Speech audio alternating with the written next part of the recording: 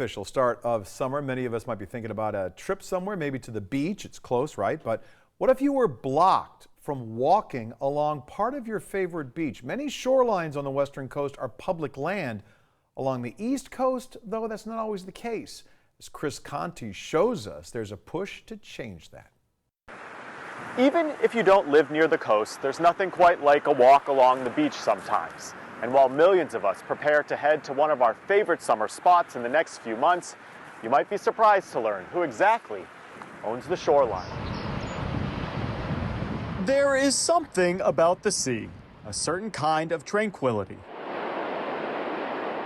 But in some places where the waves lap upon the shore, that sand beneath them ultimately belongs to someone. We need to be vigilant about public access to public spaces. That's Julian Sear. He grew up in one of this country's coastal communities and is now a politician who is part of an ongoing push to make sure beaches continue to be part of the public's realm. Government needs to make sure that the public can access these special places. To understand how it came to be that in some states, individual property owners can own the beach, you have to travel back in time to when some of this country's first settlers created the colonial ordinances of 1641 to 1647.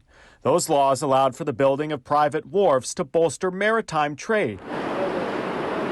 Fast forward some 400 years, and still today, that same colonial ordinance is often interpreted to mean any homeowner can own a parcel of any beach that is part of their private property. It is incredibly jarring to be, communing with nature, if you will, and then you come across a sign, or worse, you come across someone who's saying, you can't be there. Julian isn't pushing to take people's property away, but rather ensure that no matter who technically owns a section of beach, the public is still allowed to be there. The public loses out on a common resource. That's Andrew Carl. He's done extensive research on why not every beach in this country is considered public land. In a time where increasingly those who are the most fortunate have access and advantage to everything, I think it's really incumbent on those of us in government to make sure that the public can access these very special natural environments. An effort to make sure some of our nation's most tranquil spots are open to everyone.